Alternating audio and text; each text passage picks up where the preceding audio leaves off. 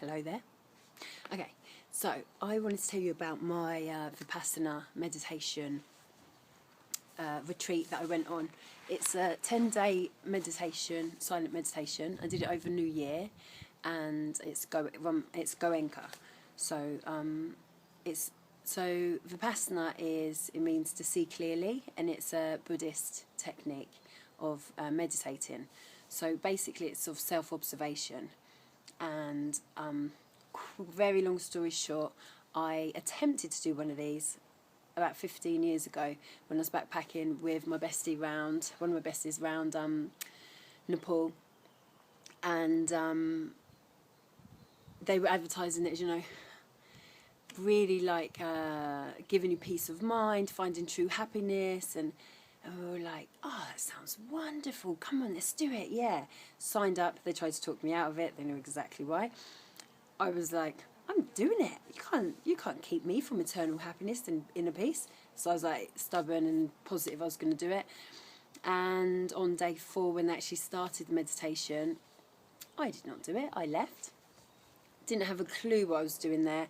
I was surrounded by people crying and talking about life is suffering, and I thought, what are you talking about? My life is brilliant. I'm leaving.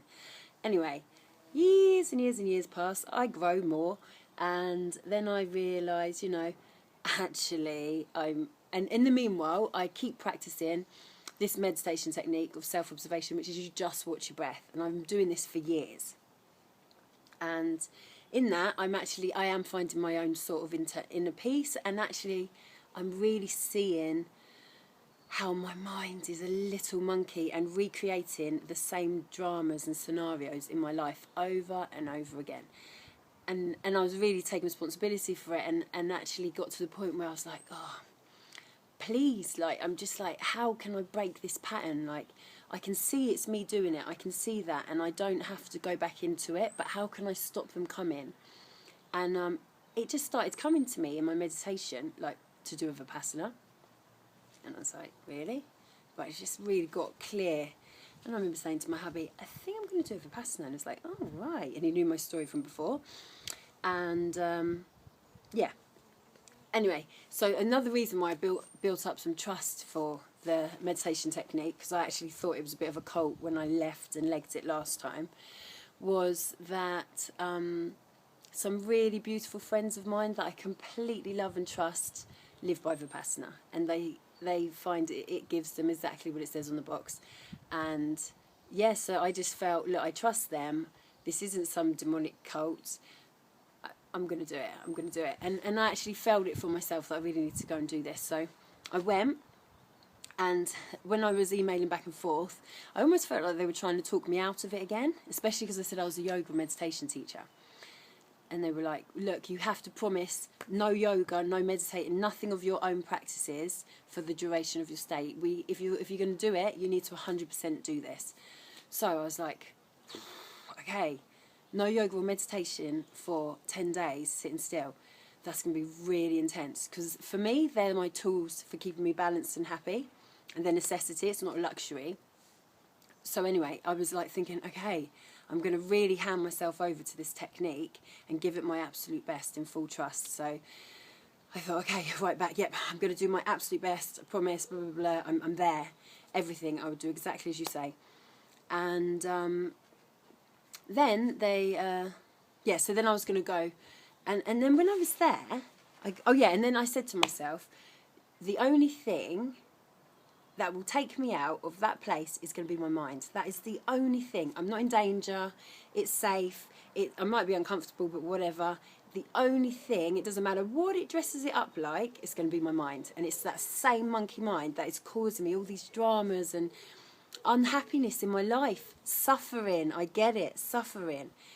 And so I was like, okay, that is it. Mind, you and me. You are staying. If it's the last thing I do, you're not going anywhere. So I was like, okay, you're going to do this, Ruth. I'm in there, I'm doing it. And basically, it's pretty full on. You start at 4 in the morning. Or you wake up at 4 in the morning, start at 4:30. And then you meditate for a few hours. Anyway, you basically meditate for 12 hours a day. But it's broken up. I really recommend it. So basically, it got to day 4. And then on day 4, you learn the technique, which is great. Oh no, day 5. And then the morning of day 5, the night before, I hadn't slept, hardly at all. And then they wake me up just when I feel like I'm going to sleep. And so I'm in there, and, you know, I'm trying to meditate, and it's a dark room, and it's quiet, and, you know, my head's going, and I'm like, oh. And I get this really strong feeling of, oh, I just can't be arsed with this. And I've got a big attitude. I'm tired. I can't be bothered. And I just can't be arsed. And that attitude and exhaustion and everything lasts for about 45 minutes. And I'm just like, I'm irritated. Everything's pissing me off.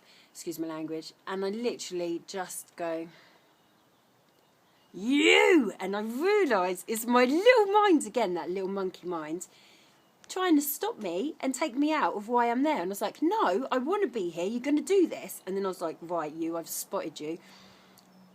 So that was it. I was like, okay, absolutely focus. And I gave it my absolute best for the rest of the 10 days. And I'm so chuffed with myself, because it was probably one of the most challenging things I've done. Well, but anyway, it was difficult. And I've kept it. For me, it's an absolute winner.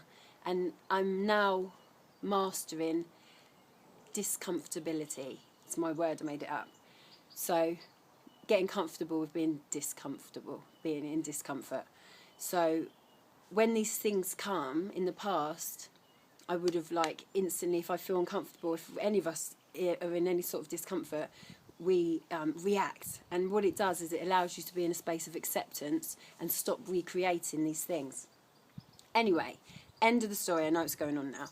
I relay my experience to my mum. Mum, I hope you don't mind me saying this, but my mum, for most of my life, has been really depressed. And I have tried everything to make her see what an incredible woman she is. She's so strong, she just pretends to be weak sometimes. And